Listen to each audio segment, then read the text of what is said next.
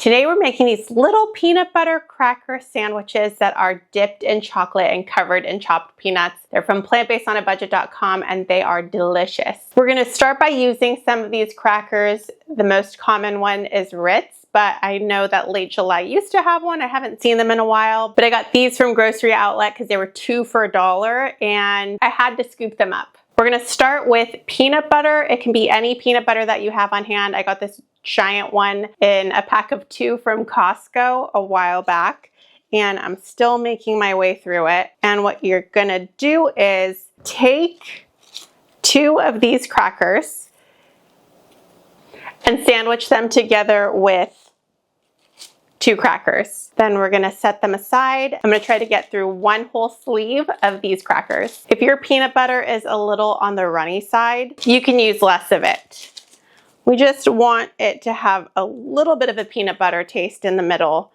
It would also be good with some hazelnut in the middle, or almond butter, seed butter, any other kind of creamy goodness. I am also putting them on a baking sheet, and I'm using a silicone mat, but you can also use parchment paper. We're gonna need it because after I do this part, we're gonna dip them in chocolate. And you don't want the chocolate to get stuck on the baking tray. Just smelling this makes me want to devour them as is, but I have to be patient because I know that once they're dipped in chocolate and covered in chopped peanuts, I am really not gonna be able to stop myself. So I have to be patient. If you have kids, this would be fun to do together. It's a little bit messy. You can see that even my own hands are getting messy. I don't know how that happened, actually, but it is a fun project to do together because it's relatively simple. At least this part, the chocolate dipping, can be messy and it can be hot, but this part is easy peasy. Next, I'm gonna set these aside. Now I'm gonna melt the chocolate. I'm using a makeshift double boiler. This is just a pot with a little bit of water, about 1 inch, and a steel bowl on top. I'm gonna let the water in the pot get hot. Then I'm gonna add some chocolate. This chocolate is Enjoy Life. They are made of rice milk, but you can use Trader Joe's semi-sweet chocolate chips. You can use Guittard or any other chocolate chip that you want. I'm gonna start pouring it in. I let them hang out for about 15 to 20 seconds and then I'll continue mixing so that everything starts melting and not only the bottom layer melts. This would also be good with a dollop of peanut butter as well. And I was thinking of another flavor combination. I think it would be very tasty if instead of peanut butter, you used Biscoff cookie butter. Oh my gosh, that sounds so good. I like Biscoff anything. On Plant Based on a Budget, I went through a huge phase. I made Biscoff cake, buttercream. I made Biscoff brownies, Biscoff overnight oats. I definitely had a phase and I'm reminding myself of how good that period of time was. If you don't have the patience to melt your chocolate chips like this, you can also use a microwave and microwave it in 30-second increments. The problem with that is that chocolate is a bit temperamental and you can't go back. So once it burns, it's often unusable. I have burned chocolate more times than I would like to count. So when I'm doing it for a video, I always make sure to do it this way just so that I know for sure it's gonna work out. All this steam is gonna start making my hair really frizzy, but my skin will glow. And once it starts melting, it goes pretty quickly and you can mix it faster to get those last few bumps out. And if you don't get all the bumps, that's fine too. All right, I'm gonna turn this off. I'm going to move these out of the way now. And I'm gonna bring back this deliciousness. I'm gonna use my handy dandy tongs simply because I don't wanna put my fingers in the hot chocolate, but I'm gonna show you what it should look like. It should be fully covered like this. And then I'm gonna move it to my sheet and repeat the process. There should be enough chocolate for everything. I'm gonna make a mess. Feel free to do this a lot cleaner than I am doing it. Okay, let's see, that's cleaner. That looks better.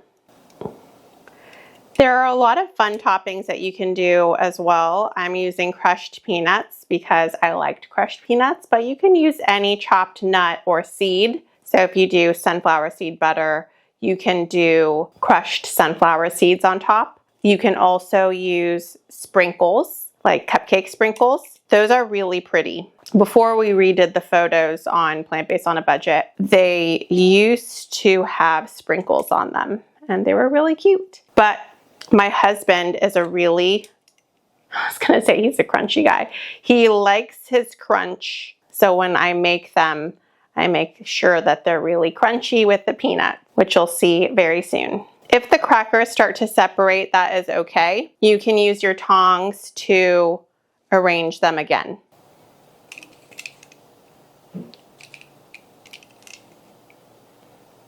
Looks like there's exactly enough for us to make all of these covered in chocolate. The last one is not pretty. I hate to say it, but that's okay. It'll be delicious. Now I'm gonna take my crushed peanuts. You can see here that I took some dry roasted peanuts and chopped them. I just used a knife and cut them up on a cutting board, and I'm gonna sprinkle them all over these guys. You can add as much or as little as you'd like, which it looks like I might be running out, so the last few won't have a lot. Oh, actually, pretty good. Another thing that you can do is you can sprinkle some flaky sea salt on it if you'd like. And the next step that we're gonna do is put it in the refrigerator for about 30 to 45 minutes and let them solidify. But if you're impatient like me, you can also pop them in the freezer for less time. Okay, they look fantastic. I am so pleased with them. My sister is here helping me and she saw them and is gonna stay later for me to finish filming this video so that she can try some because they look so enticing. As you saw, they're very easy, and I'm gonna transfer them over to this plate to give you a better look. If you don't use parchment paper or a silicone mat like I'm using, they will get stuck and it's gonna be hard to get the cookies off of your baking tray. So please be warned and use parchment paper or a silicone mat for ease. Okay.